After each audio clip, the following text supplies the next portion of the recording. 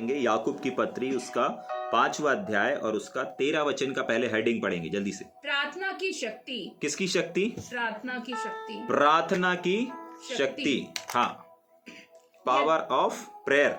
Yes. यदि तुम में कोई दुखी है हाँ, तो वह प्रार्थना करे। हाँ, यदि आनंदित है। हाँ, देखिए हम सब जानते हैं यहाँ पर 13, 14 और 15 वचन है ना। हमने बहुत बार इस वचन को पढ़ा, बहुत बार हमने इस वचन को सीखा, समझा, और यहाँ पर एक सिस्टम बनाया गया। क्या बनाया गया? एक सिस्टमैटिक, एक सिस्टम बनाया गया, एक विधि बनाई गई है। और वो विधि है कि अगर एक व्यक्ति दुखी है तो वो क्या करे? प्रार्थना करे। वो आराधना ना करे, ठीक है, वो प्रचार ना करे। जब एक व्यक्ति का मन उदास होता है, जब एक व्यक्ति दुखी होता है, तो उसके लिए एक सिस्टम निर्धारित किया गया है कि वो क्या करे? प्रार्थना में बैठ जाए। अगर आपको किसी से चोट लगा है, अगर आपको कोई तकलीफ है, अगर आपके जीवन में कोई भी संघर्ष क्यों ना चल रहा हो, आपको करना क्या है? आपको प्रार्थना करना है, ठीक है। लेकिन यहां पर हम आज एक सिस्टम को नहीं देखेंगे, ठीक है, सिस्टमैटिक चीजों को नहीं देखेंगे, परंतु हम उस चीज को देखेंगे जो यहां पर लिखा है, प्रार्थना की शक्ति, पावर ऑफ प्रेयर, ठीक है कि नहीं? पावर ऑफ प्रेयर, गॉड नहीं परंतु प्रेयर। जाग रहे हैं? ठीक है, तो प्रार्थना की शक्ति को देखेंगे। लेकिन उससे पहले हम इस चीज को सीखेंगे कि प्रार्थना कब करना है और कब नहीं करना है, ठीक है। पढ़ेंगे वापस 13 वचन को। यदि तुम में कोई दुखी है, यदि तुम में कोई दुखी है तो वह प्रार्थना करे। क्या करे? तो वो प्रार्थना करे। अगर आपको परमेश्वर की शक्ति, परमेश्वर से जो आप प्रार्थना करते हैं उसकी अगर पावर को देखना है, अगर उसकी सामर्थ को देखना है, तो विशेष करके जब आप दुखी होते हैं ना, तब परमेश्वर के समीप जाएं। अधिकांश दुख में क्या होता है ना, हम लोग प्रेयर करना छोड़ देते हैं, प्रभु के वचन को पढ़ना छोड़ देते हैं, प्रभु से कुछ मांगना छोड़ देते हैं, प्रभु के सामने सजदा करना छोड़ देते हैं। लेकिन परमेश्वर का वचन बताता है कि जब दुख होता है, बहुत बार आपने सुना होगा ना, भैया आज हमारा मन नहीं है, आज हम प्रभु से प्रार्थना नहीं करेंगे, आज हम चर्च नहीं जाएंगे, आज हम भवन नहीं जाएंगे। जाग रहे हैं? अब आपका मस्तिष्क या आपका बुद्धि या फिर आपका वो समय किसी भी वजह से खराब क्यों ना हो गया हो। बहुत बार होता है ना, कई बार बच्चे आपके मूड को ऑफ कर देते हैं या डिस्टर्ब कर देते हैं।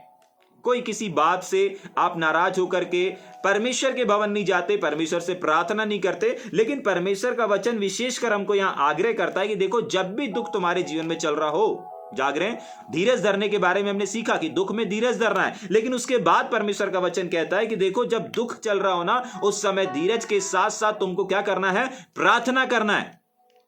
अगर आपको अपने प्रेयर की पावर को देखना है, तो जब सब कुछ ठीक है तभी प्रार्थना करें। ये भी प्रार्थना है, क्योंकि हम परीक्षा में ना पढ़े इसलिए हमको प्रार्थना करना है। लेकिन असली आप प्रार्थना योद्धा हैं, असली आप प्रेयर करने वाले हैं। बहुत सारे ऐसे होते हैं ना, जिन्होंने अपने जीवन को प्रार्थना के लिए दे करके रखा है, जिन्होंने अपने जीवन को किसके लिए दे करके रखा है? प्रार्थना के लिए दे करके रखा है। तो परमेश्वर चाहता है कि आप क्या करें? जब आपके जीवन में दुख चल रहा है, तकलीफ चल रही है, परेशानी चल रही है, उस समय आप और ज्यादा प्रार्थना करें। ठीक, दूसरी चीज, यदि आनंदित हो, यहां पर भी एक सिस्टमैटिक को देख करके फिर हम आगे चलेंगे ना। पहला, अगर दुखी हैं तो प्रार्थना में ज्यादा समय गुजारें। दूसरा, अगर आनंदित हैं तो स्तुति के गीत गाएं। अधिकांश लोग उल्टा करते हैं, जब दुखी रहते हैं, जब सैड रहते हैं, तब वो सैड सॉन्ग गाते हैं। जाग रहे हैं? जैसे संसार में अगर एक व्यक्ति दुखी रहता है तो वो कौन से गाने गाएगा? जिस वजह से वो दुखी है। जाग रहे हैं? अगर अपनी गर्लफ्रेंड से दुखी है, अगर अपनी पत्नी से दुखी है, तो वो क्या करेगा? उस प्रकार से गीत को गाएगा, मुझे जीने नहीं देती है याद तेरी। जाग रहे हैं? अलग अलग प्रकार से वो अपने दुख को, अपने अंदर जो चल रहा था उसको बयान कर देगा। ऐसे ही बहुत बार आप देखते हैं कुछ आराधक लोग भी एकदम सैड सॉन्ग गाते हैं, तो उनकी जो स्तुति रहती है ना, वो उनके हृदय को बाहर लेकर के आती है वापस। आपकी स्तुति के जो शब्द हैं, आपकी स्तुति आराधना के जो गीत हैं, वो आपके अंदर की चीजों को बाहर प्रकट करते हैं। जैसे बाइबल बताती है ना, जो कुछ मन में भरा रहता है वो बाहर आता है। तो सिर्फ अच्छी और बुरी चीजें ही नहीं, परंतु आपकी स्तुति, आपकी आराधना आपके हृदय को बयान करती है।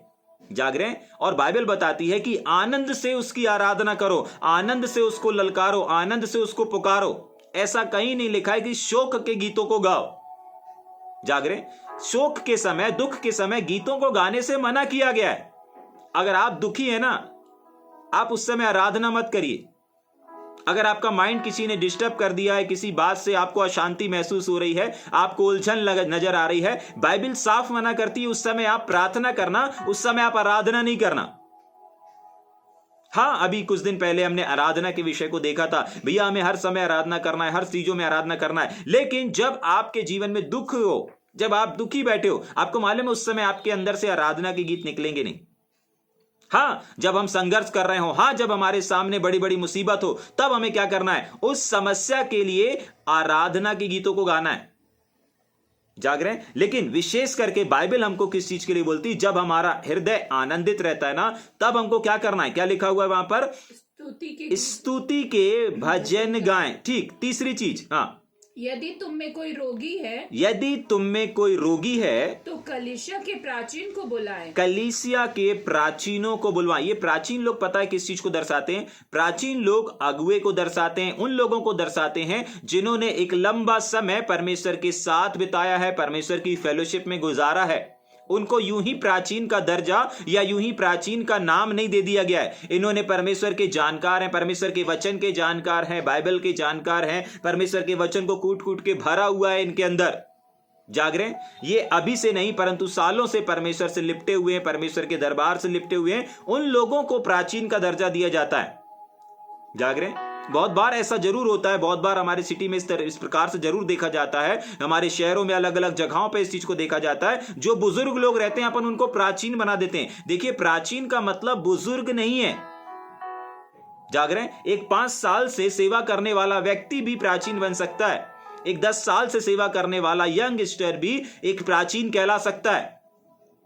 जरूरी नहीं है कि आपके चर्च में, आपके कलीसिया में बुजुर्ग लोग हों तभी वो प्राचीन कहलाएंगे। नहीं, अगर आपकी 1 साल की कलीसिया है, अगर आपकी 2 साल की कलीसिया है, अगर आपकी 3 साल की कलीसिया, आप 3 साल से दरबार चला रहे हैं, 2 साल से दरबार चला रहे हैं या 1 साल से दरबार चला रहे हैं, जो आपके साथ में आपके शुरुआत से लेकर के अभी तक में है, और 1 साल पहले जब आपने शुरू किया था और आज 1 साल हो चुका है या 2 साल हो चुका है या 3 साल हो चुका है, और इन 3 सालों में जो बराबर आपके साथ में है और अब नए लोग भी आ रहे हैं, नए लोग भी इकट्ठे हो रहे हैं, तो जब नए लोगों के बीच में आप तो लीडर कहला रहे हैं, आपके साथ में एक सहयोगी लीडर कहला रहा है, लेकिन और जो लोग बचे वे लोग प्राचीन की लिस्ट में आते हैं।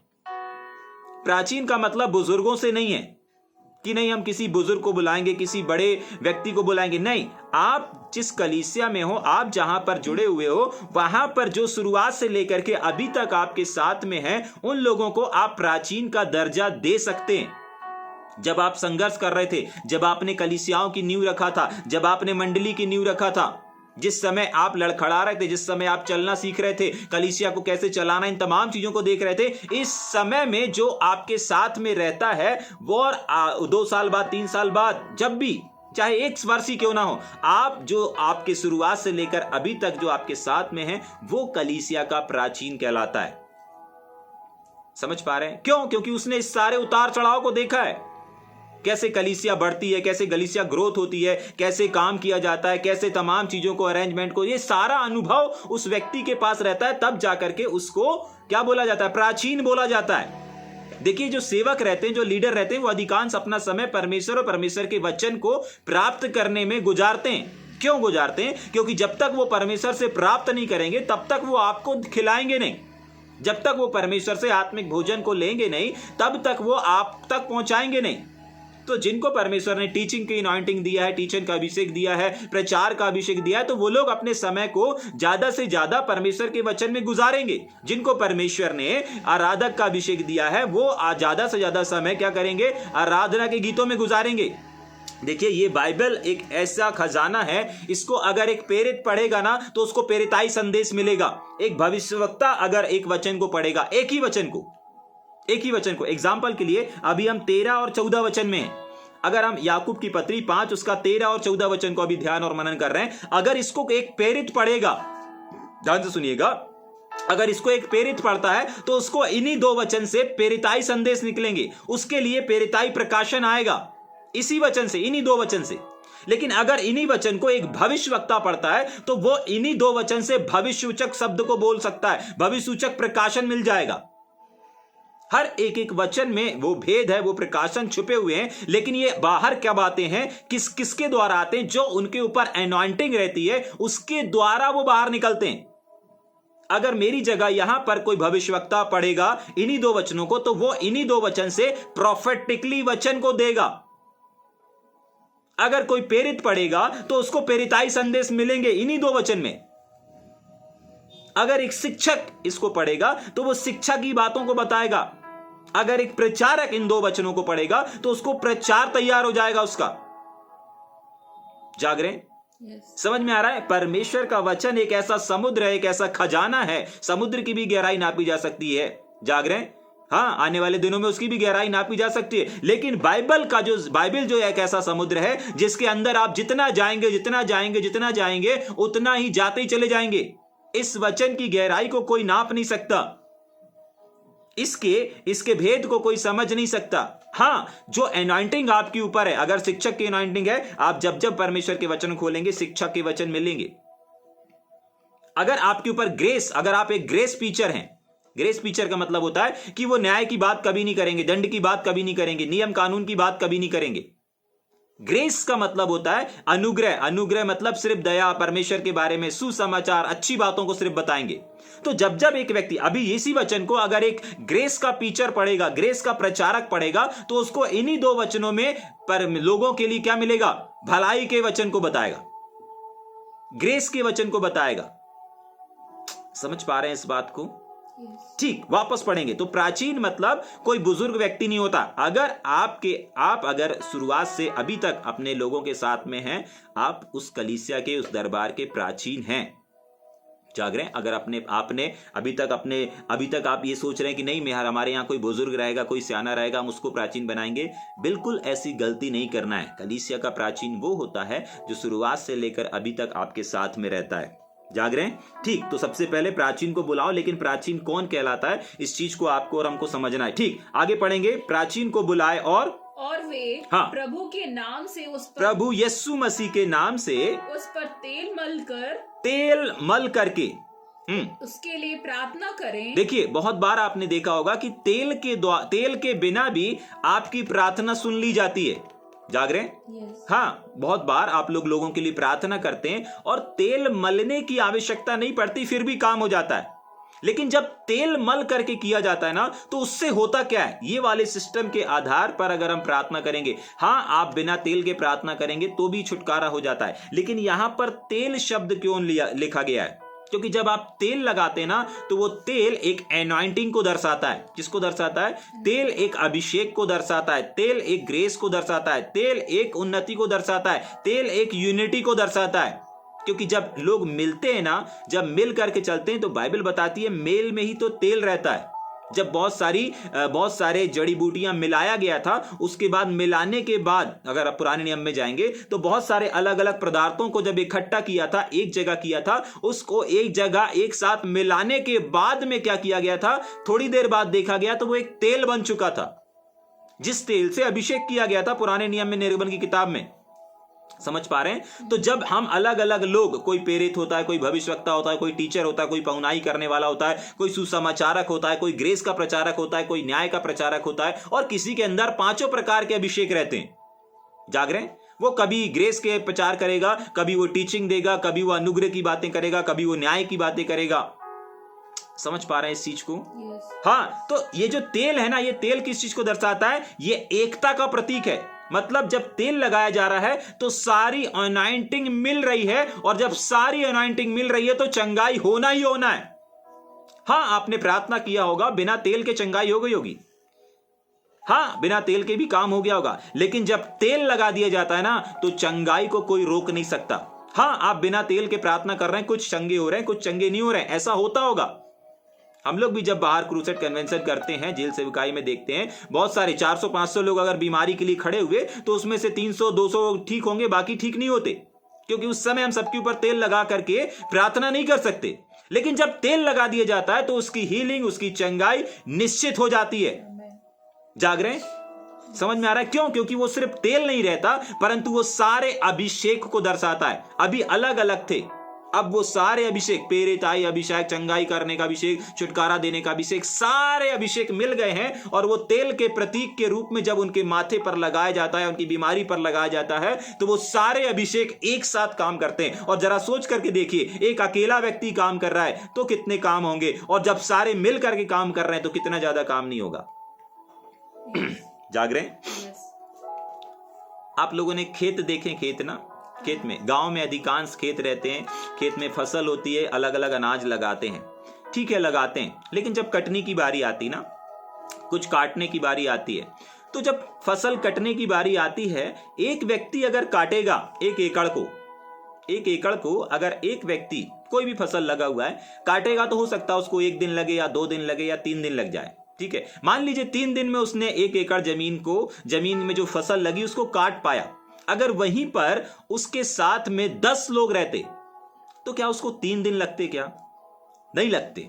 वो जो काम है, काम होगा, ऐसा नहीं है कि तेल के बिना काम नहीं होगा, काम होगा, लेकिन यहां पर गति और स्पीड और अभिषेक सब बढ़ गया।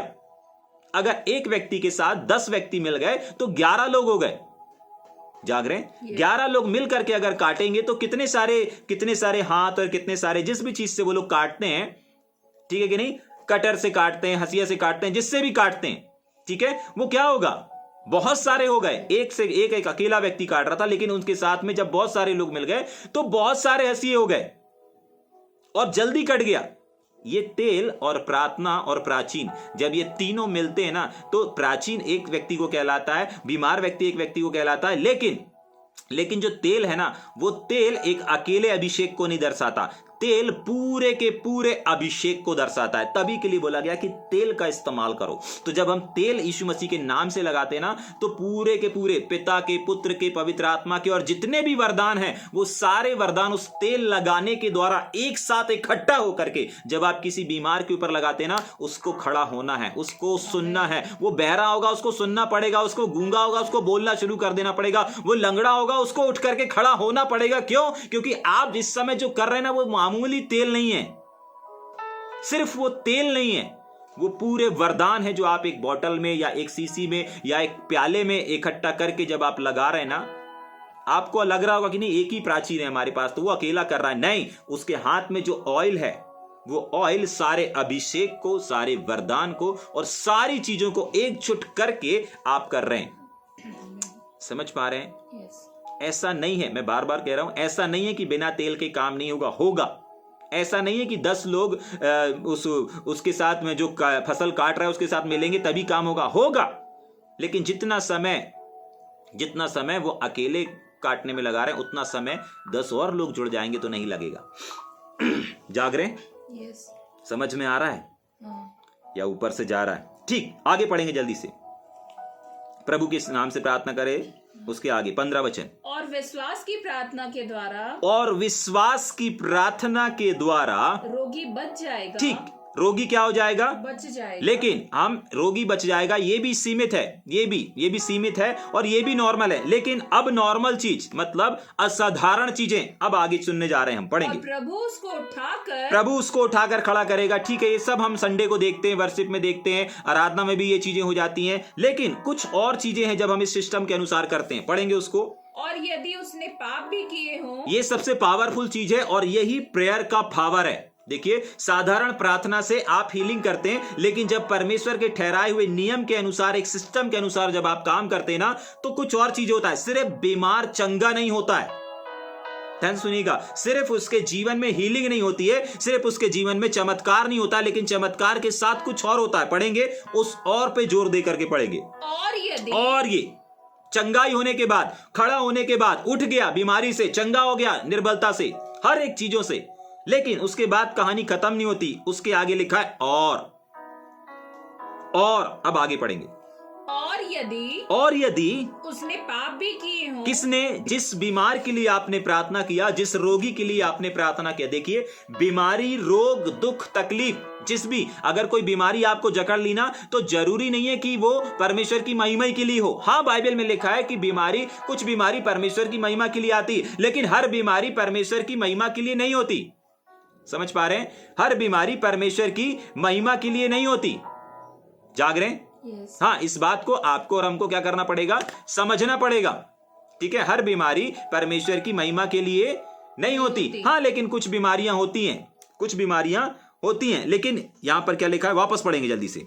और उसने हाँ, पाप भी किए हैं। इसका मतलब कुछ बीमारियां हमारी गलती, हमारे पाप, हमारे ना समझी की वजह से भी हम उसमें जकड़ जाते हैं, हम उसमें फंस जाते हैं। कुछ बीमारियां, कुछ रोग, कुछ तकलीफें, कुछ पीड़ाएं, कुछ दुर्घटना हमारे जीवन में हमारी गलती के द्वारा क्या हो जाती हैं, हम उसके शिकार बन जाते हैं।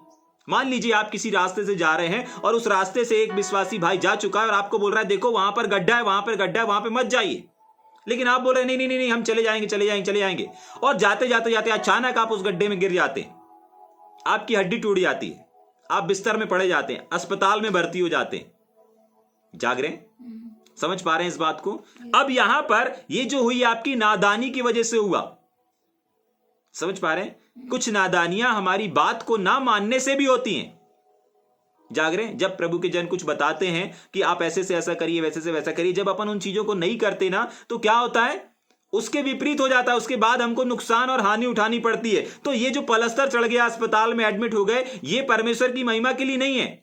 ये क्या है, क्या लिखा यहां पर, उसने पाप भी, मतलब एक बात को ना मानना भी पाप होता है। जाग रहे हैं? बात को ना मानना भी क्या होता है, पाप कहलाता है। तो अभी ये जो पलस्तर चढ़ गया इन लोगों को, और क्या हुआ, इन्होंने बात को नहीं माना, इसीलिए आज ये अस्पताल में भर्ती, इसलिए इनको पलस्तर चढ़ा हुआ है। ठीक उसी प्रकार हमारे, ये तो सिर्फ एक एग्जाम्पल के लिए मैंने बताया, आप हो सकता है किसी ना किसी गलती को जाने अनजाने कर देते होंगे और कुछ चीजों का आपको सामना करना पड़ता है। जाग रहे हैं? लेकिन बाइबल बताती है जब एक व्यक्ति आपके द्वारा चंगा होता है तो परमेश्वर सिर्फ उसको चंगा नहीं करता है, परंतु साथ ही साथ उसके पाप, हाँ आगे, उनकी भी क्षमा हो जाएगी। उनके जो पाप है ना, उन पापों की भी क्षमा हो जाएगी। क्यों हो जाएगी? क्योंकि सारा अभिषेक मिल करके एक प्याले में आकर के क्या किया गया, एक सिस्टम के अनुसार प्रार्थना किया गया। जाग रहे हैं? समझ में आ रहा है? तेल इसलिए इंपॉर्टेंट रहता है जब आप कलीसियाओं में सभा लेते हैं। जाग रहे हैं? जब बीमार लोग आते, जब बीमार ठीक नहीं होता, याद रखें एक सिस्टम परमेश्वर ने बना करके रखा है। अगर रोगी आपकी प्रार्थना से ठीक नहीं हो रहा है, ठीक हो रहा है, अच्छी चीज है, उसको ऑयल की आवश्यकता नहीं है। जाग रहे हैं? लेकिन अगर आपके कलीसिया में, आपके दरबार में कोई व्यक्ति आ रहा है और अगर वो ठीक नहीं हो रहा, आपने एक बार प्रार्थना किया, 2 बार प्रार्थना किया, अगर वो ठीक नहीं हो रहा है, आपको क्या करना है, एक ऑयल का प्रबंध करना है। उस ऑयल को सभा में रखना है। पूरी सभा में आराधना चलते समय वो ऑयल रहना चाहिए। वचन चल रहा है तब भी वो ऑयल रहना चाहिए। ऑयल का संदेश होना चाहिए। जाग रहे हैं? और उसके बाद आप उस ऑयल को जब इस्तेमाल करेंगे ना, लंगड़ा चलना है, बहरा सुनना ही है। और साथ ही साथ क्या होगा, उसके जो पाप, जिस भी वजह से उसके घर में या उसके जीवन में या उसके कान में या उसके मुख में या उसके पैरों में, जहां कहीं भी वो निर्बल है, जहां कहीं भी वो समस्या में, जिस भी वजह से वो समस्या आई है, वो समस्या जड़ से उखड़ जाएगी।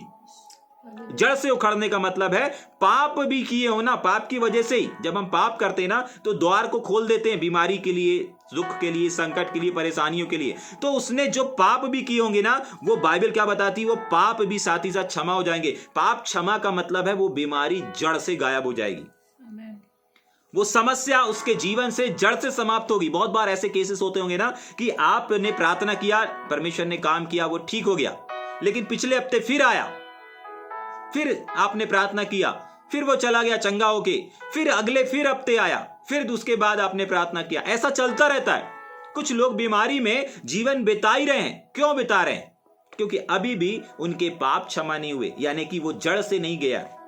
जड़ से जाने के लिए आपको ऑयल का इस्तेमाल करना पड़ेगा। परमेश्वर का जो ठहराया वो सिस्टम है, उसके अनुसार आपको आगे बढ़ना पड़ेगा। ठीक, ये किसकी पावर देख रहे हैं हम? प्रार्थना की शक्ति।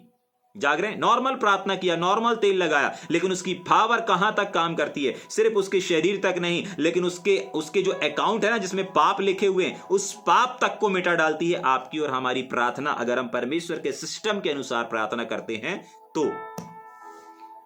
समझ पा रहे हैं इस बात को? ये प्रार्थना का पावर है, ये प्रार्थना की ताकत है। ठीक, आगे और क्या करती है प्रार्थना? इसलिए हाँ, तुम आपस में एक दूसरे के सामने हाँ, अपने अपने पापों को मान लो। बस यहां पर अब प्राचीन हटा दिया गया, यहां पर अब अगुआ हटा दिया गया। ठीक है, यहां पर ना अगुआ शब्द लिखा है, ना ही यहां पर प्राचीन शब्द लिखा हुआ है, लेकिन यहां पर क्या लिखा हुआ है वापस पढ़ेंगे। इसलिए हाँ, तुम आपस में अधिकतर आप जहां पर भी संगति करते हैं, जहां पर भी फेलोशिप करते हैं, वहां पर कोई ना कोई ऐसा फ्रेंड सर्कल रहता है जिसके साथ आप फेलोशिप करना पसंद करते हैं, जिसके साथ आप मीटिंग में जाना पसंद करते हैं। जाग रहे हैं? समझ में आ रहा है? मेरे शादी के पहले मेरे साथ 2 भाई लोग थे, है ना। एक अभी भी हैं, वो लोग अभी भी हैं साथ में, अभी भी हमारे हर सभा के लिए वो लोग प्रार्थना करते हैं।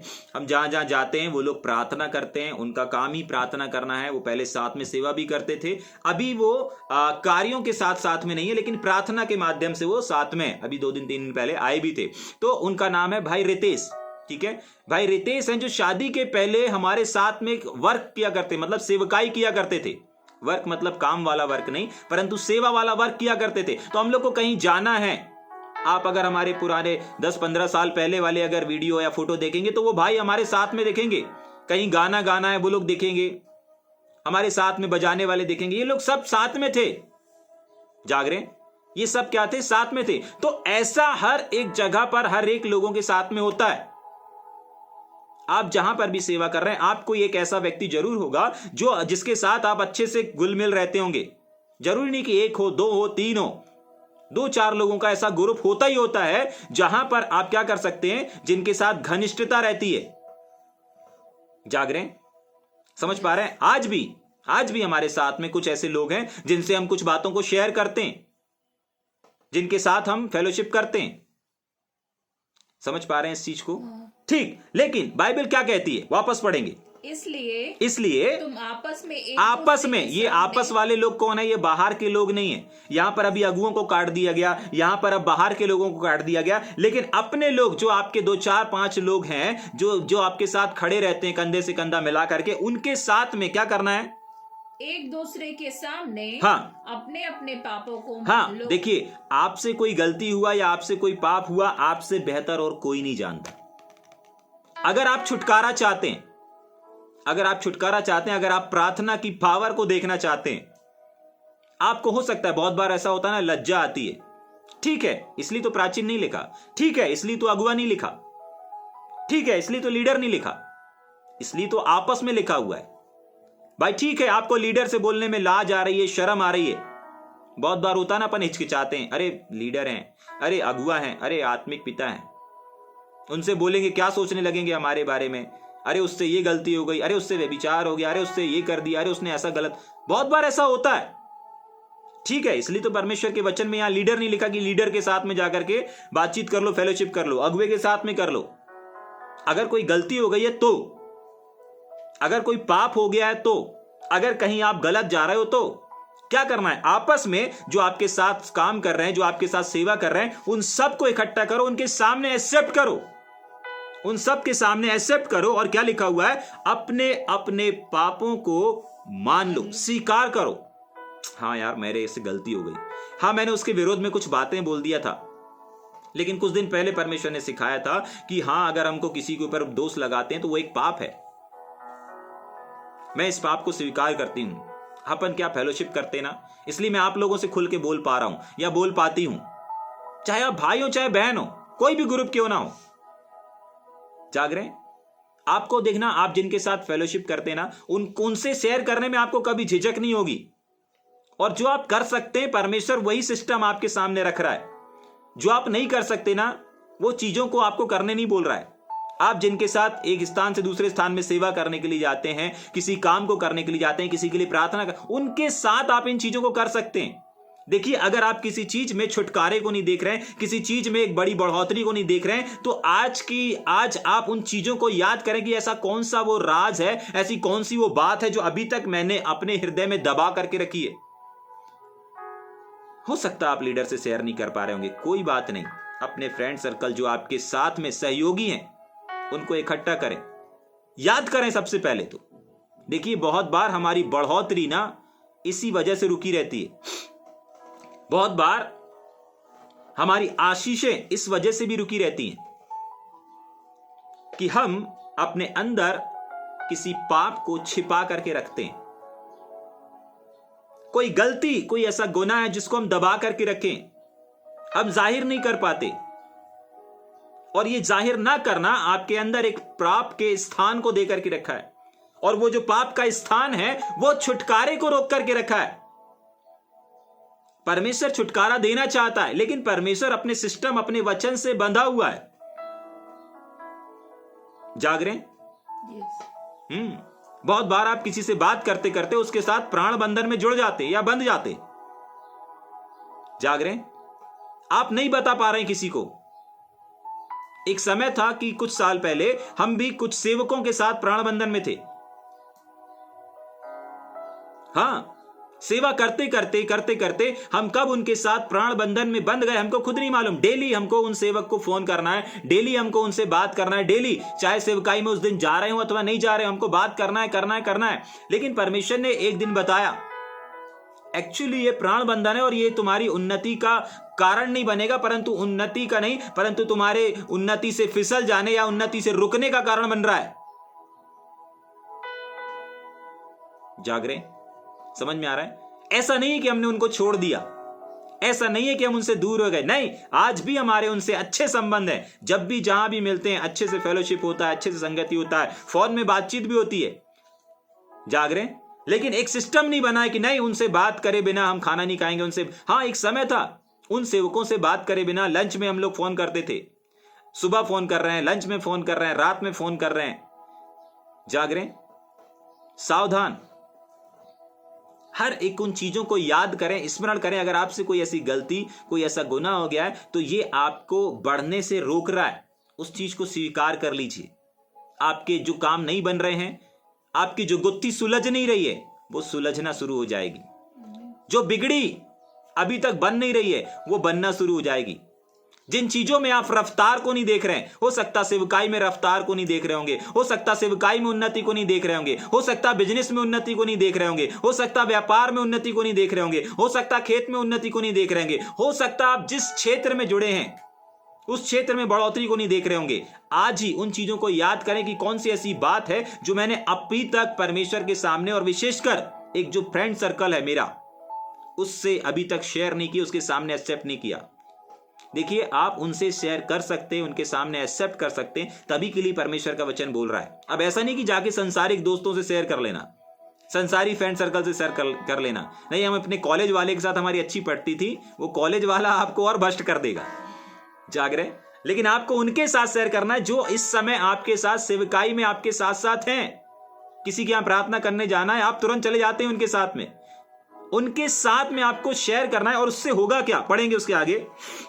हाँ, अपने अपने पापों को मान लो, उसके आगे, और एक दूसरे के लिए प्रार्थना करो। हाँ, स्वीकार करने के बाद, जाहिर करने के बाद, प्रकट करने के बाद, बताने के बाद कि देख बहन, देख भाई, ये गलती मुझसे हो गया, देख बहन, ये मेरे से हो चुका था, मैंने ऐसा कर लिया था, वैसा। सोच में भी अगर कुछ किया है, सोच में भी किया है, तो एक्सेप्ट करें, और उसके बाद क्या करें, प्रार्थना करें। जो लिख लीजिए कि ये चीज हुआ, ये मेरे से गलती हुई, ये मेरे से हुआ, ये मैंने ऐसा सोच लिया था, वैसा सोच लिया था, ऐसा कर दिया था, इसकी बात नहीं मानी, ये नहीं किया, वो नहीं किया, लिखें। और उसके बाद क्या करें, आगे आखिरी लाइन क्या लिखी है, एक दूसरे के लिए प्रार्थना करो, प्रार्थना करें। आगे, जिससे हाँ, चंगे हो जाओ। जिससे क्या हो जाओ, चंगे हो जाओ। यहां पर चंगाई की प्रार्थना करने के लिए नहीं बोल रहा है, यहां पर छुटकारे के लिए प्रार्थना करने के लिए नहीं बोल रहा है, यहां पर बढ़ोतरी के लिए प्रार्थना करने के लिए नहीं बोल रहा है। लेकिन जैसे ही एक व्यक्ति अपने पापों को, अपनी गलती को, अपने गुनाह को एक्सेप्ट कर लेता है, उसी समय उसका छुटकारा हो जाता है।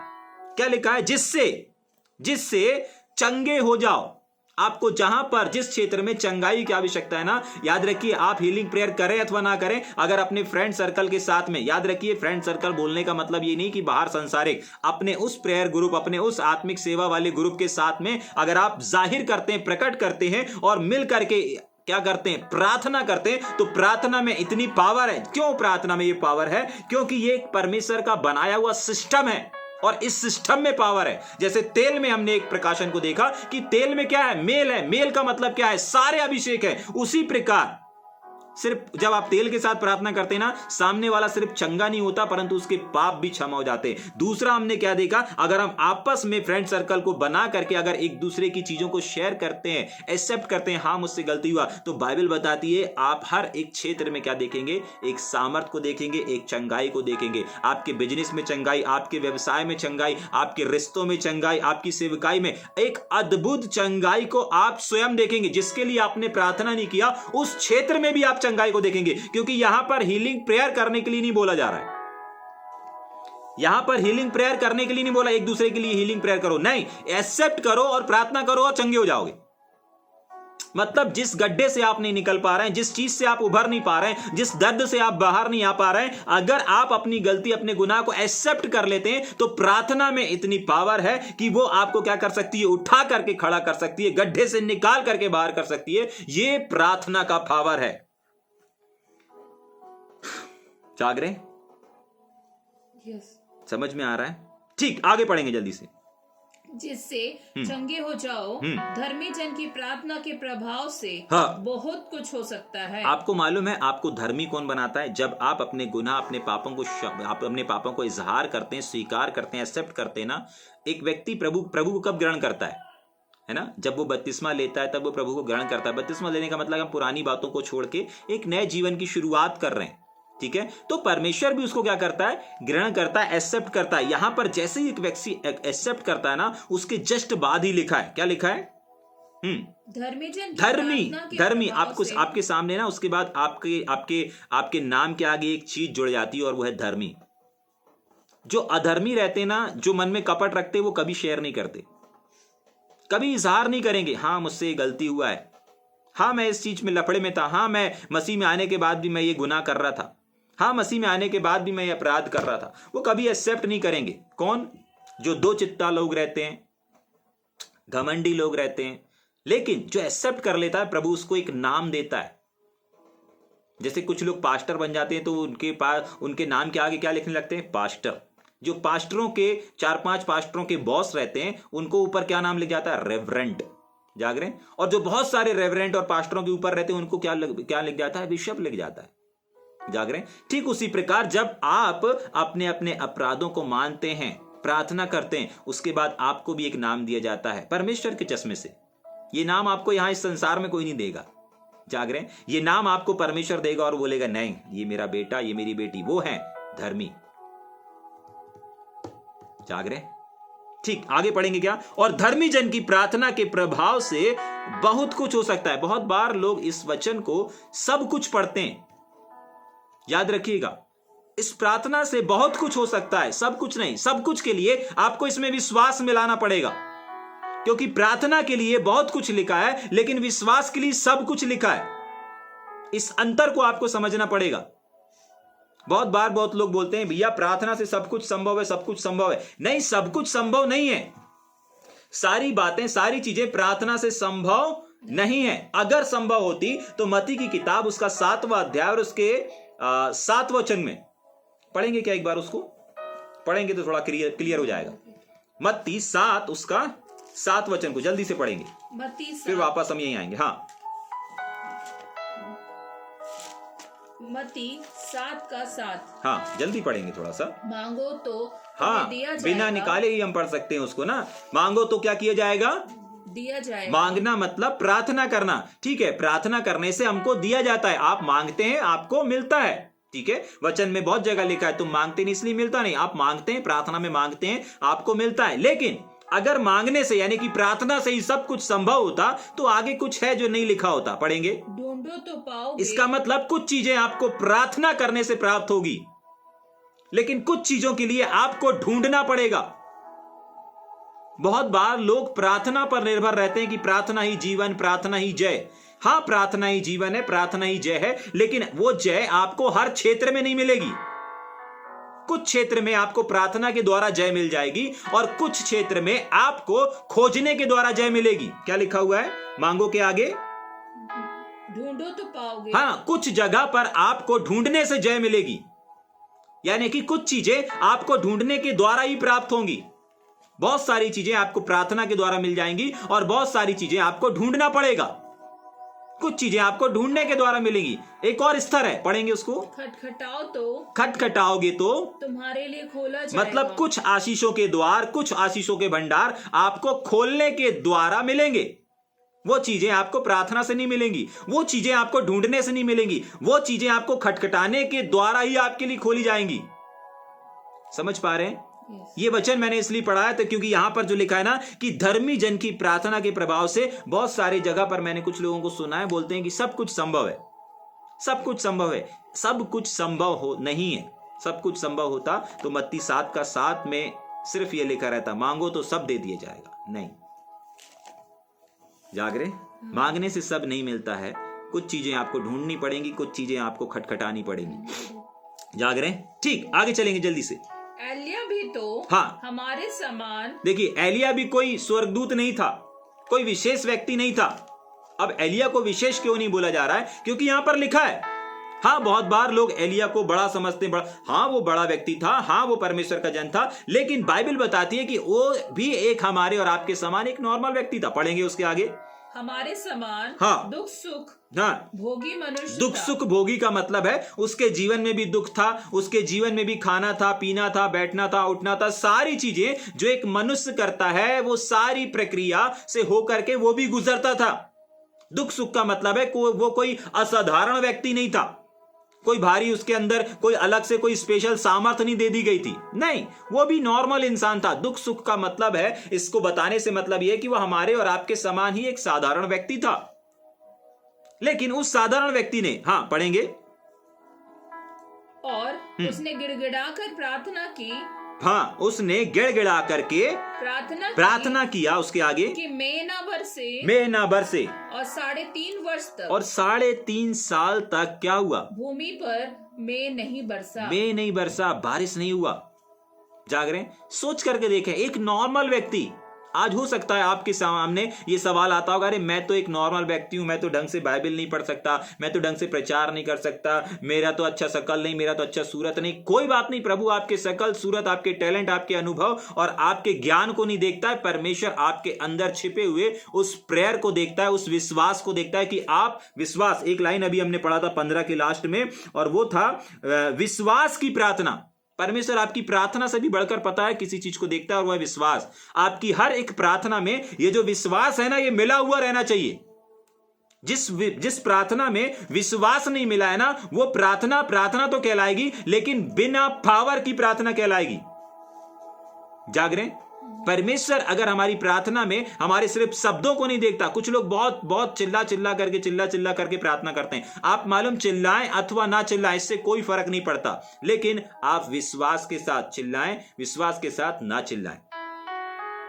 जैसे चिल्ला के प्रार्थना करना है, कोई बात नहीं, कर सकते हैं। धीरे प्रार्थना करना है, आप कर सकते हैं। कैसे भी करना है, बैठ के करना है, बैठ के करें, खड़े होके करना है, खड़े होके करें, घुटने पे करना है, घुटने पे करें, हाथ उठा के करना है, हाथ उठा के करें, हाथ नीचे करके करना है, चलते हुए करना है, फिरते हुए करना है, लेटे लेटे करना है, कहीं से भी आप कर सकते हैं। लेकिन जब भी आप प्रार्थना कर रहे हैं, विश्वास को मिलाए बिना ना करें।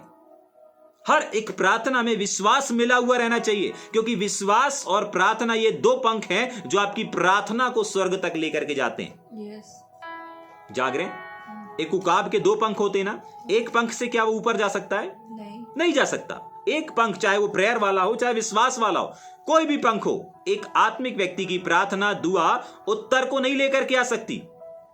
जाग रहे हैं? जब आप विश्वास और प्रार्थना के साथ अपने पंख को, अपनी दुआ को फैलाते हैं, या अपनी दुआ को परमेश्वर के सम्मुख रखते हैं, निवेदन को रखते हैं अपने परमेश्वर के सामने, तो वो प्रार्थना और वो विश्वास, ये दो ऐसे पंख हैं जो मसीह जीवन में आपको कहां ले जाते हैं? आपकी प्रार्थना के उत्तर को ला करके ऊपर ले जाते हैं और नीचे लेकर के आते हैं। जाग रहे हैं? एलिया भी नॉर्मल था, बताने का मकसद यही है, नॉर्मल व्यक्ति था। दुख सुख भोगने का मतलब ऐसा नहीं कि दुखों में जीवन जीता था, नहीं, ऐसा नहीं कि संघर्ष से भरा हुआ जीवन था, नहीं, ऐसा नहीं है। लेकिन दुख सुख का बताने का मतलब यह है कि वो एक साधारण व्यक्ति था, कोई स्पेशल पावर नहीं देके रखा था हमारे परमेश्वर ने। एक ही पावर काम कर रही थी, और वह पैर की पावर, प्रार्थना की शक्ति काम कर रही थी। जाग रहे हैं? क्यों? क्योंकि उसकी प्रार्थना में विश्वास मिला हुआ था, उसकी प्रार्थना में पावर मिला हुआ था, उसकी प्रेयर में पावर मिला हुआ था, और कुछ नहीं था उसके पास। जरा सोच करके देखें, इमेजिन करें, उसने बोल दिया क्या बोल देने से हो जाता है? नहीं, उस बोलने में विश्वास होना चाहिए। उसने बोल दिया मैं ना बरसे, 3.5 साल तक मैं नहीं बरसा, क्या हमारे बोलने से काम हो जाता है? नहीं, हमारे उस बोलने में फेथ होना चाहिए। आप सोच करके देखें ना, आप कितनी कितनी अच्छी अच्छी बातों को, अच्छे अच्छे वचनों को अपने रिलीज करते हैं, बोलते हैं ना, अच्छे अच्छे वचनों को अंगीकार करते हैं। अपन ने सिखाया भी है कि अपने को अच्छे अच्छे वचन को अंगीकार करना है, बोलना है। लेकिन अगर उसको बिना विश्वास के आप बोल रहे हैं ना, तो भी वो काम नहीं करेगा। क्यों? क्योंकि आप एक पंख से उड़ने का प्रयास और कोशिश कर रहे हैं। जाग रहे हैं? आपके अंगीकार में, आपके प्रोफेटिक वर्ड में फेथ होना चाहिए। वो फेथ वो दूसरे पंख का काम करता है। समझ पा रहे हैं? कुछ लोगों को अपन ने सिखाया ना कि आपको वचन से अंगीकार करना है। मैं एक चमत्कार हूं, मैं एक चमत्कार हूं, मेरे अंदर परमेश्वर का आत्मा है, प्रभु यहोवा का आत्मा मुझ पर है, मैं एक प्रकाशन हूं, मैं एक चमत्कार हूं, मेरे छूने से, मेरे चलने से, ऐसा अपन ने सिखाया। लेकिन जब आप इसको बोल रहे हैं ना, तो इसका प्रकाशन आपके अंदर होना चाहिए, और प्रकाशन के साथ साथ विश्वास होना चाहिए। आप जब बोल रहे हैं ना, तो विश्वास के साथ बोलें। समझ में आ रहा है? Yes. उसके अंदर, एलिया के अंदर कोई स्पेशलिटी नहीं थी, लेकिन उसके पास सिर्फ यह था कि जो वो प्रार्थना करता था, जो वो बोलता था, विश्वास के साथ बोलता था। जाग रहे हैं? आपकी प्रार्थना साधारण प्रार्थना से कब पावरफुल प्रार्थना बन जाती है, कब शक्तिशाली प्रार्थना बन जाती है? जब आप उसमें विश्वास का तड़का लगा देते हैं। ठीक, आगे पढ़ेंगे जल्दी से। फिर उसने प्रार्थना की, हाँ, तो आकाश से वर्षा हुई, भूमि फलवंत हुई। हाँ, 3.5 साल तक मैं नहीं बरसा, लेकिन 3.5 साल के बाद फिर उसने प्रार्थना किया विश्वास के साथ। याद रखिएगा, साधारण प्रार्थना नहीं किया। मैंने कहा ना, प्रार्थना कैसे कर रहे हैं इससे कोई फर्क नहीं पड़ता। गुड, देखिए ये सारी चीजें एक अलग लेवल है, अलग स्तर है, अलग अलग इसके महत्व है। हाथ उठाने का मतलब अलग है, घुटने टेकने का मतलब अलग है। घुटने टेकना मतलब प्रभु हम आपको अर्पण करते हैं, हाथ उठाना मतलब हमारा कुछ भी। अलग अलग स्तर हैं इन सब चीजों के, लेकिन उन सारे स्तरों में आप किसी भी स्तर से कर सकते हैं, लेकिन बिना विश्वास के नहीं कर सकते। अगर उत्तर चाहिए, विश्वास में लाना पड़ेगा।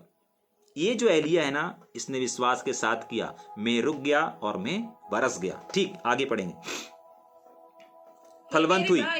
हाँ, यदि तुम में कोई सत्य के मार्ग से भटक जाए। एक और प्रार्थना की शक्ति को देखेंगे। ठीक है, आज बहुत सारी हमने प्रार्थना की शक्ति को देखा। पहला, बीमार चंगा हो जाएगा। दूसरा, प्रार्थना की शक्ति हमने क्या देखा? उसके पाप भी क्षमा हो जाएंगे आपके प्रार्थना के द्वारा। तीसरा हमने क्या देखा? आपकी हर एक रुकी हुई आशीषें क्या हो सकती हैं? प्राप्त हो सकती हैं। जब आप एक समूह बना करके, अपने दोस्त का, अपने फ्रेंड का सर्कल बना करके, आत्मिक वाले, ठीक है, ये प्रार्थना की पावर है कि आपके गुनाह, आपकी जो गाड़ी रुकी हुई है, आपकी जो प्रार्थनाएं रुकी हुई, वो सब पूरी हो जाएंगी। आपकी जो योजनाएं रुकी हुई हैं, आपका जो बिजनेस रुका, वो सब सफल हो जाएगा जब आप एक्सेप्ट कर लेंगे। ये प्रार्थना की पावर है।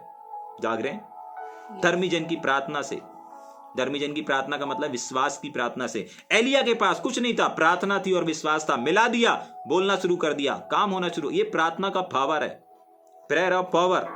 ठीक, उसके आगे एक और अंतिम प्रार्थना देखेंगे, उसके बाद हम खत्म करेंगे जल्दी से। 19 और 20 पढ़ेंगे जल्दी से। हे मेरे भाइयों, हाँ, यदि तुम में से कोई सत्य के वचन से भटक जाए। सत्य के वचन से भटकने का मतलब है एक व्यक्ति, विश्वासी व्यक्ति, अगर विश्वासी व्यक्ति क्या हो जाए? सत्य के मार्ग से भटक जाए। सत्य के मार्ग से भटक जाए। ठीक है, बहुत प्रकार के भटकने होते हैं, सुनेंगे ध्यान से ना, बहुत प्रकार के भटकना होता है। कुछ लोग अपने विश्वास को लेकर के, अपने आत्मिक जीवन को लेकर भटकते रहते हैं। कुछ लोग यहां भटकेंगे, कुछ लोग वहां भटकेंगे, कुछ लोग यहां जाएंगे, कुछ लोग वहां जाएंगे। इसको भटकना कहते हैं। क्यों? क्योंकि आपको यहां पर देखिए, आप खाना खाते हैं ना, खाना है ना, हमारे जबलपुर में हम लोग हर जगह खाना नहीं खाते। जब हम लोगों को अगर भुना खाना है, ठीक है कि नहीं, भुना खाना है, तो हम लोग हर जगह से भुना नहीं खाएंगे। ठीक है, एक स्पेशल दुकान है, वहीं जाएंगे और वहीं जाकर के भुना खाएंगे। क्यों? क्योंकि हमारा पैसा भी लगना है। क्यों? क्योंकि हमको वहां पर टेस्ट भी मिलना है, अच्छी चीज मिलना है, तो हम वहीं पर जाके खाएंगे। ठीक है, अगर हमारे फैमिली बोलती कि हमको कुछ खाना है, तो मैं उनको बोलता हूं देखो समय लेना, तब मैं लेके चलूंगा। ठीक है, हर जगह से तुम बोलो कहीं से भी चाट खिला दो, फुल्की खिला दो, हम नहीं खिला सकते। क्यों? क्योंकि हमको यहाँ नॉर्मल जगह पे भी पैसे देना है, और जहां स्वाद है, जहां स्वादिष्ट है, वहां भी पैसे देना है। समझ पा रहे हैं? yes. हाँ, ध्यान से सुनेंगे, वापस पढ़ेंगे।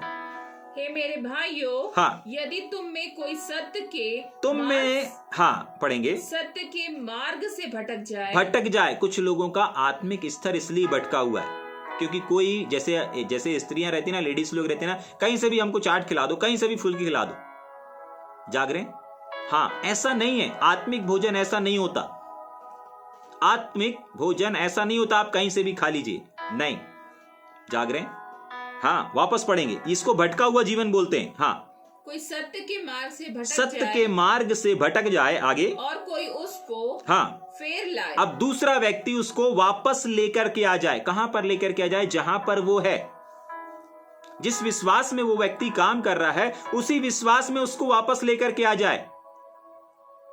हो सकता है कुछ लोग संसार में भटक गए होंगे, हो सकता है कुछ लोग अलग जगहों पे भटक गए होंगे, हो सकता है कुछ मसीह को छोड़ करके भटक गए होंगे। जाग रहे हैं? कुछ लोग मसीह को छोड़ करके भटक गए होंगे और कुछ लोग विश्वास में ही भटक रहे होंगे। थोड़ा सा यहां का विश्वास, थोड़ा सा वहां का विश्वास, थोड़ा सा यहां का प्रकाशन, थोड़ा का वहां का प्रकाशन, यह भटके हुए लोगों की श्रेणी में आते हैं। कुछ लोग तो प्रभु को छोड़ के भटके हुए हैं। लेकिन अगर एक व्यक्ति, अगर एक दूसरा भाई उसको वापस एक जगह पर स्थिर करता है, ध्यान से सुनेंगे, उसके बाद क्या होता है, वापस फेर लाए, उसके आगे पढ़ेंगे, तो वह व्यक्ति इस बात को समझ ले कि जो कोई किसी भटके हुए याद रखिए, सुनेंगे। जो व्यक्ति चाहे विश्वास में भटक रहा हो, चाहे संसार में भटक रहा हो, चाहे कहीं पर भी भटक रहा हो, अगर वो भटका हुआ है ना, तो पहली चीज एक यहां पर वर्ड दिया है, पाप। वो भी पाप में जीवन को जी रहा है। जरा सोच करके देखें। आप मसीह में भटक रहे हैं वो बात अलग है, मसीह को छोड़ के भटक रहे हैं वो अलग बात है, संसार में भटक रहे हैं वो अलग बात है। जाग रहे हैं? हाँ, लेकिन अगर वापस आते हैं तो क्या लिखा है? वो एक पाप का जीवन था, और क्या लिखा है? तो वह जान ले कि जो कोई किसी भटके हुए पापी को फेर लाएगा, आगे, वह एक प्राण को मृत्यु से बचाएगा। ठीक, आगे, और अनेक पापों पर पर्दा डालेगा। इसका मतलब पता है क्या है? अगर एक व्यक्ति भटक रहा है ना, तो वो किसी मंजिल पर नहीं पहुंच सकता। इमेजिन करें, आपके हाथ में एक बाइक है या एक कार है और आपके हाथ में उसकी स्टीयरिंग है। अब आपको 1 घंटा आप यूपी की तरफ चलाते हैं, 1 घंटा आप महाराष्ट्र की ओर चला रहे हैं, 1 घंटा आप आंध्र प्रदेश की ओर चला रहे हैं, और 1 घंटा आप एमपी की ओर चला रहे हैं। वापस आपके हाथ में एक बाइक है या फिर एक कार है जो आपसे बनती है। इमेजिन करें, आपने 1 घंटा उसको दौड़ाया यूपी की तरफ, 1 घंटा आपने उसको दौड़ाया महाराष्ट्र की तरफ, 1 घंटा आपने उसको एमपी की तरफ, 1 घंटा आपने उसको आंध्र प्रदेश की ओर दौड़ाया। अब आप पहुंचेंगे कहां पे? पहुंचेंगे कहां पर? कहीं नहीं। ना आप एमपी के कहलाएंगे, ना आप यूपी के कहलाएंगे, ना आप आंध्र प्रदेश के कहलाएंगे, और ना ही आप महाराष्ट्र के कहलाएंगे। क्यों? क्योंकि आपका जो सफर है वो भटका हुआ सफर है। आपका और लोगों का सफर, आज बहुत सारे लोग जो हैं इस तरह से भटक रहे हैं। जाग रहे हैं? हाँ, और परमेश्वर बहुत बहुत बहुत रोता है जब एक व्यक्ति भटका हुआ रहता है ना। परमेश्वर जब इस चीज को देखता है ना कि जिन लोगों के चरवाहे नहीं है, जिन लोग भेड़ भटकी हुई है, और परमेश्वर उनको देख के बोलता है, हाय उन चरवाहों पर, हाय उन भेड़ों पर जो भटकी हुई भेड़ों के समान भटक रहे हैं। परमेश्वर आपको भटकाना नहीं चाहता। जाग रहे हैं? तभी के लिए इन बातों को आप तक पहुंचा रहा है। परमेश्वर नहीं चाहता कि आप भटके हुए रहें। समझ पा रहे हैं इस बात को? हाँ, भटके हुए। ठीक है, आप इधर भी जाएंगे, इधर भी जाएंगे, इधर भी करेंगे, उधर भी करेंगे, उधर, आप भटके हुए कहलाएंगे। स्थिर हो जाएं। जाग रहे हैं? और अगर कोई एक व्यक्ति किसी को स्थिर करता है ना, वह उसके पापों को भी और उसके प्राणों को भी मौत से बचा लेता है। और एक और चीज लिखी, और आगे पढ़ेंगे, बचाएगा के आगे बचाएगा, हाँ, और अनेक पापों पर पर्दा डालेगा। और अनेक पापों पर, जरा सोच करके देखिए, आप पश्चाताप के लिए, पापों की क्षमा के लिए क्या क्या क्या क्या कसरत करते हैं, है ना? कुछ लोग उपवास रखते हैं। अगर गलती हो जाती है, भैया हम उपवास रखते हैं, सप्ताह में 1 दिन उपवास रखेंगे, ये करेंगे वो करेंगे। उससे कुछ नहीं होगा जब तक आप इस भटकने वाली चीजों को नहीं छोड़ेंगे। जाग रहे हैं? जब तक इस भटकने वाली चीज को नहीं छोड़ेंगे आप किसी मंजिल पर नहीं पहुंच सकते। नहीं भैया हम उपवास रखते हैं तो हमारे अंदर ज्यादा सामर्थ्य आ जाता है, उपवास रखते हैं तो भैया हमको ज्यादा शक्ति महसूस होती है। नहीं, कुछ शक्ति महसूस नहीं होती। जाग रहे हैं? परमेश्वर ने ऐसे नहीं लिखा कि तुम उपवास रखोगे तो पावर स्पेशल मैं तुम्हें दे दूंगा। नहीं, प्रभु को जो देना है वो ऑलरेडी दे चुका है। समझ में आ रहा है? यीशु मसीह ने कहा जब तक दूल्हा बारातियों के साथ में, क्या वो उपवास रख सकते हैं? जाग रहे हैं? नहीं। देखिए, उपवास वो रख सकते हैं जो ये सेंस करते हैं कि यीशु मसीह हमारे साथ नहीं है। मैं तो इस प्रकाशन में चलता हूं कि यीशु मसीह मेरे साथ तो छोड़ो, मेरे अंदर है। जाग रहे हैं? हाँ, यीशु मसीह हमारे अंदर है। यीशु मसीह ने खुद कहा कि देखो, उपवास जब तक बारातियों के साथ में दूल्हा है, क्या वो फास्टिंग रख सकते हैं? नहीं रख सकते। बोलते हैं हाँ एक समय आएगा कि दूल्हा अलग कर दिया जाएगा, तब वो लोग क्या करेंगे? उपवास रखेंगे। ठीक है, लेकिन हमको ये विश्वास नहीं करना है कि हमसे यीशु मसीह अलग हो गया है। हमको इस प्रकाशन में चलना है कि यीशु मेरे अंदर है, यीशु मेरे साथ है, यीशु मेरे आगे है, यीशु मेरे पीछे, यीशु मसीह ने मुझे घेर के रखा है चारों ओर से। जाग रहे हैं? आप कभी भटकेंगे नहीं। आइए थोड़ी देर अपनी आंखों को बंद करेंगे, हम प्रार्थना करेंगे। शाखा दालामा सोरिया थला